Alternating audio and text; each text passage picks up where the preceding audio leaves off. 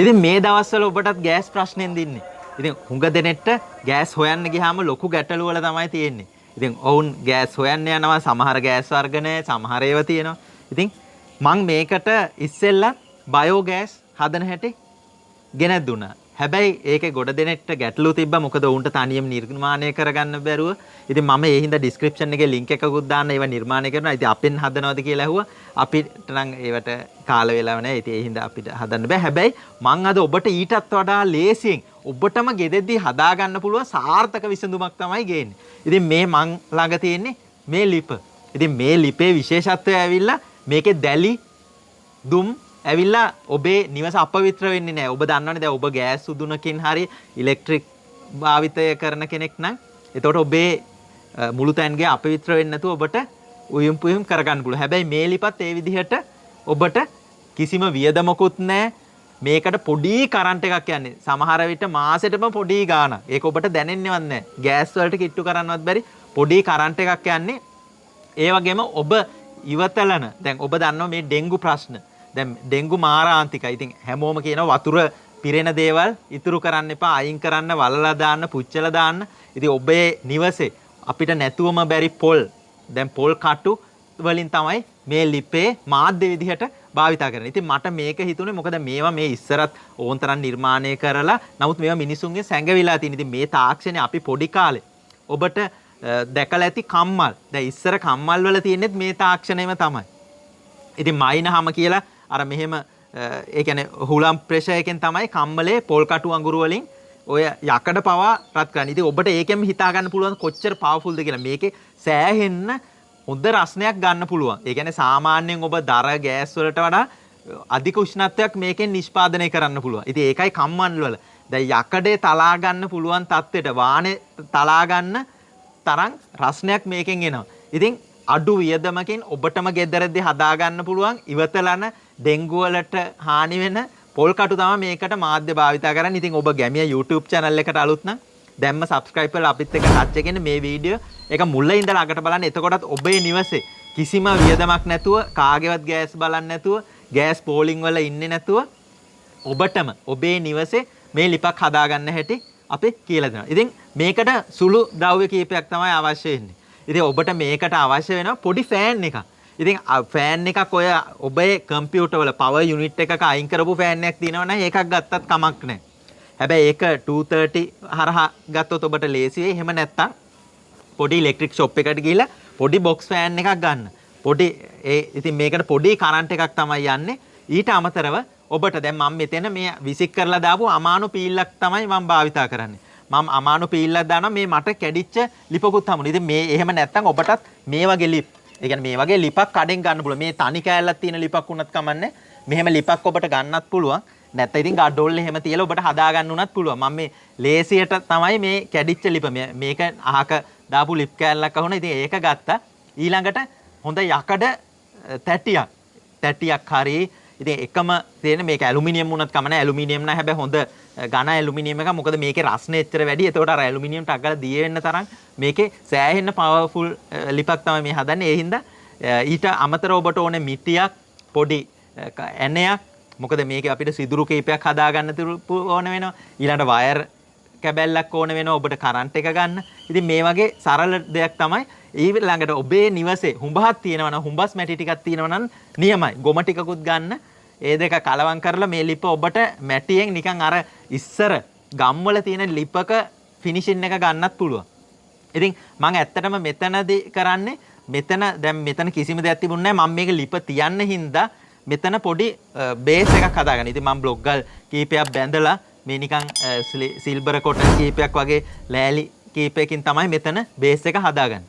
ඉතින් ඊළඟට මේකට අපිට මේ අර ගත්ත තැටියේ අපිට සිදුරු කීපයක් ඉන්න. හැබැයි මේ සිදුරු පොඩි වෙන්න ඕනේ. ගොඩක් ලොකු සිදුරු එපා. පොඩි සිදුරු ඉද ගන්න. ඉතින් ඔබට ඇනේට මිටියෙන් මෙහෙම ගගා පොඩි සිදුරු දුරින් දුර මේ විදිහට සාමාන්‍යයෙන් ඔය සෙන්ටිමීටරෙන් විතර ඒ වගේ දුරින් මේම සිදුරු ටිකක් ඔබට හදා ගන්න පුළුවන්. ඉතින් ඒකත් මම නම් මේ ඉවතලන භාජනය ගත්තා. ඉතින් ඒකේ සිදුරුත් තියෙනවා. ඉතින් ඊතුරු සිදුරු ටිකක් හදා. ඉතින් සිදුරු විද ගන්නකොට මේක යටපැත්තින උඩට එන්න සිදුරු විද ගත්තොත් ඒක ගොඩාක් වැදගත් වෙයි. ඊළඟට මම මේ ලිපට මෙන්න මේ වගේ දිග මේ කැබැල්ලක් අරගෙන මේක ඇවිල්ලා මේ අමානු සීට් එකට මෙතෙන්ට මම මෙන්න මේ ෆෑන් එක හයි කරගන්නවා. ඉතින් මේක ටිකක් වැඩිපුර දිග තියෙනවා නම් හොඳයි. හැබැයි ගොඩක් ෆෑන් එක පවර්ෆුල් මදි නම් දිග ගොඩක්ම ගන්න එපා. දිග තියෙන තරමට හොඳ අර එතකොට ආරක්ෂාවට ඊළඟට රස්නේ මේ ෆෑන් එක පැත්තට රස්නයක් එන්නේ නැහැ. ඉතින් ඒ හින්දා තමයි ටික දිග අමානු හිල්ල කියන්නේ මේක නිකන් අර පුළු හිල්ලකින් හුලම් ප්‍රෙෂර් කරනවා වගේ. ඉතින් ඔබ නිකන් මවා ගන්න කෙලින්ම ඉස්සර කම්මලේ මයින්හම අන්න ඒ වගේ මෙතඩ් එකක් තමයි මෙතෙන්ට යන්නේ. ඉතින් මෙහෙම සෙට් කරගෙන මම මෙතනින් වයර් එකක් අරගෙන මේක ප්ලග් එකකට සෙට් කරගන්නවා. ඊළඟට මේක ගානට සීල් වෙන්න මම මැටි අනා ගන්නවා. ඉතින් ඉස්සර ගෙවල් වල ගම්මු ඔබට මතක ඇටිනේ හුඹස් මැටි වලට ගොම කලවම් කරලා තමයි ගොම මැටි ගෑවේ. ඉතින් ඒ වගේ මම මේක ගොම මැටි විදියට හදා ගන්නවා. මේකට වැලි ටිකක් ඔබට සීන් වැලි කලවම් කරගන්නත් පුළුවන්. එතකොට මේක පුපුරන සම්භාවිතාව අඩුව ඔබට හදා ගන්න පුළුවන්. ඉතින් ඒක හරි තාක්ෂණයට ඔබ අනාගත්තොත් මේක ඉරිතැලීම් මෙහෙම ගොඩක් අඩුයි. ඉතින් එහෙම ඔබට අනාගෙන ඉතින් මේකට මේ වාදනය තියන්න. හදනකොට තියන්න මොකද ඒක පොඩ්ඩක් කරකෝලේ ඒකට සෙට් වෙන විදියට තමයි හදාගන්නේ. ඉතින් මම මේකේ මේ සිදුරු ඔක්කොම මේ මැටි අනලා මේක බලන්න. ඉතින් මේවට දරුවොත් සම්බන්ධ කරන්න මේ දරුවොත් මේවා මේ මැටි අනලා වුණාම තමයි ඔවුන්ගේ ක්‍රියාකාරකම ඔවුන්ගේ අලුත් ඉනෝවේෂන් ඒවට ඔවුන් යොමු වෙන්නේ. ඉතින් ඉස්සර දරුවන්ට මේව තිබ්බට දැන් ෆෝම් වලට ඇබ්බැහි වෙලා හින්දා මේ වගේ දේවල් වලට උන්නේ ඕනේ. ඉතින් ඔවුන්වත් කැමති කරගෙන ඔවුන්ටත් මේවා අනන්න දෙන්න. මේ ගොම ගෑවුනා කියලා මැරෙන්නේ නැහැ. මේවා හොඳයි. ඉස්සර ගැමියෝ මේව තමයි වල තමයි බිම නිදාගත්තේ පවා. ඉතින් මෙහෙම අපි ලස්සනට ඔබට අවශ්‍ය විදියට මේක හදන්න. ඉතින් මෙහෙම මැටි ගහලා මං කිසිම සිදුරක් නැති වෙන්න මේක හදාගන්න. මේකට තව පොඩ්ඩක් ෆිනිෂ් කරගන්න තමයි මම මේ කෙහෙල් කොලයකින් මේ පොඩ්ඩක් ඇදගන්නේ. එතකොට මේක ෆිනිෂ් වෙනවා. මේ බලන්න දැන් මෙන්න ලිප. ඉතින් මේකට ඔබට අවශ්‍ය වෙන්නේ පොල් කටු අඟුරු. ඉතින් මේක මාධ්‍ය විදිහට අපි මෙතෙන්දි භාවිතා කරන්නේ පොල් කටු අඟුරු. ඉතින් ඒ හින්දා තමයි පොල් කටු අඟුරු ගත්තේ. ඉතින් මේ පොල් කටු අඟුරු හදනවා කියන එකත් වෙනම තාක්ෂණයක්. ඉතින් ඒ විතරක් නෙමෙයි. දැන් ඔබ දන්නවද ගොඩක් ওই ශාක වලට අවශ්‍ය බයෝචා. දැන් ඔබ සමහර විට දන්නවත් ඇති කරදහය හදනවා. ඉතින් ඒ වගේම පොල් කටු අඟුරු හදන හැටි දර වලින් අඟුරු හදලා ශාක වලට අවශ්‍ය පෝෂණීය පදාර්ථ තියෙන බයෝචා වගේ හදන ගැන වීඩියෝ අවශ්‍ය නම් කමෙන්ට් කරන්න. මොකද ඒකත් සරල වුණාට ඒකේ තාක්ෂණයක් තියෙනවා. මම ඒ ගැනත් වීඩියෝ ඔබට ගේන්නම්. ඉතින් ඔබ කමෙන්ට් එකක් දාන්න ඔබට මේ වීඩියෝ අවශ්‍ය නැහැ.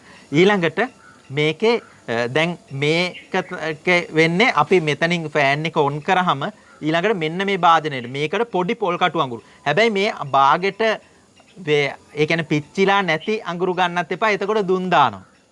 දැන් අපිට මෙතෙන්දී ඕනේ දැන් මට මෙතන මේ රස්නේ මොකද මේකේ මාර හීට් එකක් තියෙන්නේ.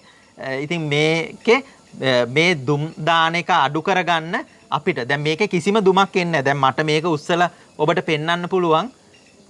මේකේ කිසිම දුමක් නැහැ. මේ මෙතන මේ ජල වාෂ්ප විතරයි. මොකද මේක මේ නටන්න මම මේ වතුර භාජනයක් දානවා.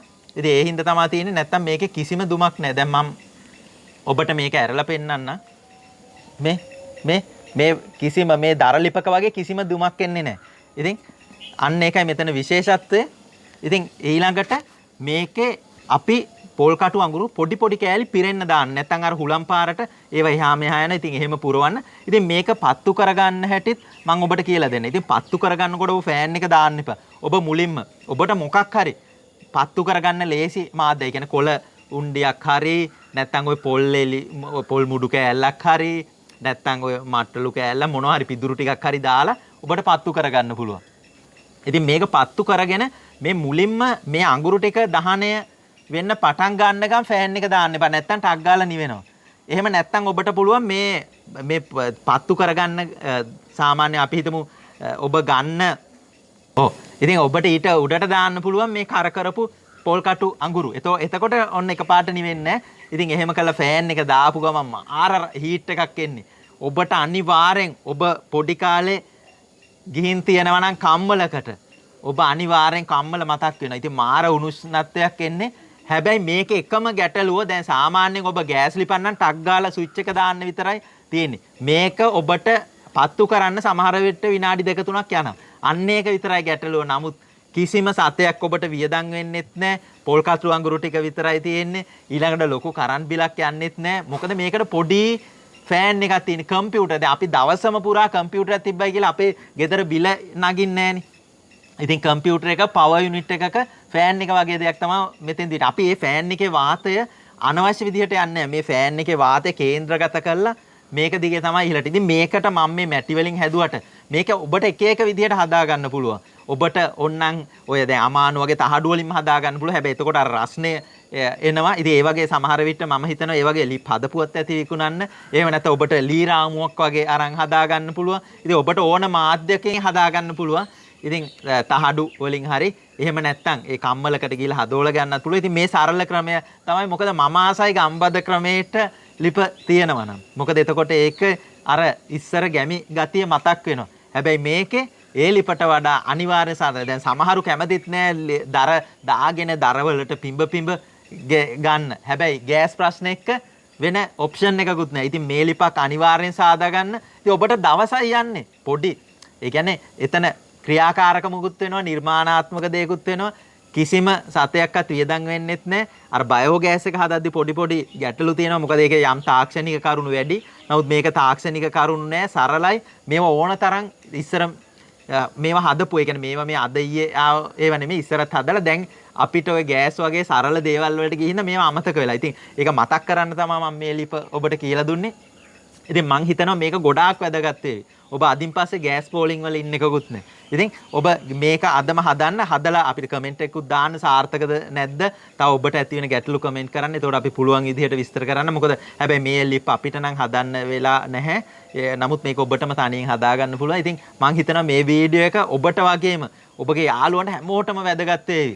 මොකද අපි අනිවාර්යෙන් මේ වගේ ආහාර පුරුදු වලට යන්න ඕනේ. දැන් ඔබ දන්නවද ඔබ සාමාන්‍යයෙන් ওই ගෑස් ලිපක උයනවට වඩා දර ලිපක දැන් අපි හිතමු පොලොස් ගැට හැදුවා කියලා. ඉතින් ඒක ගෑස් ලිප කිව්වට වඩා දර ලිප කිව්වහම රහයි. ඉතින් ඒ වගේ තමයි මේ ස්වභාවික දේවල් වලින් මේ ස්වභාවික පොල්ලෙල් කටු අඟුරු වලින් උයන ලිපේ ගෑස් ලිපට වඩා මේකේ අනිවාර්යෙන් රස වෙනස්. රස වැඩි. ඉතින් ඒ හින්දා මේ වගේ ලිපක් භාවිතා කරන්න. ඉතින් ඔබේ දරුවෝ වුණත් රසට කන්න කැමති වේවි. ඒ වගේම ගුණයත් ඉහළයි. ඉතින් ඔබට මේක තව ඕනනම් මොඩිෆයි කරලා මේකේ ඔය රෙගියුලේටර්ස් දාලා මේකේ ටෙම්පරේචර් එක අඩු වැඩි කරන විදිහට ඉතින් ඒ විදිහට හදා ගන්නත් පුළුවන්. ඉතින් ඔබත් එක එක විදිහට නව නිර්මාණාත්මක විදිහට මේවා හදන්න. මම හිතනවා මේ වීඩියෝ එක ඔබට වැදගත් වෙයි කියලා. ඉතින් අපි මේ තවත් වීඩියෝ එකකින් හමු වෙමු. ඔබට තෙරුවන් සරණයි. ඔබට 100% සාර්ථක ප්‍රතිඵල ලබා ගැනීමට පාරම්පරික වට්ටෝරු අණුව නිපදවන කාබනික දියර පොහොර කෘමි විකර්ශක ග්‍රෝ බෑග්ස් ලබා ගැනීමට පහත අංකය අමතන්න.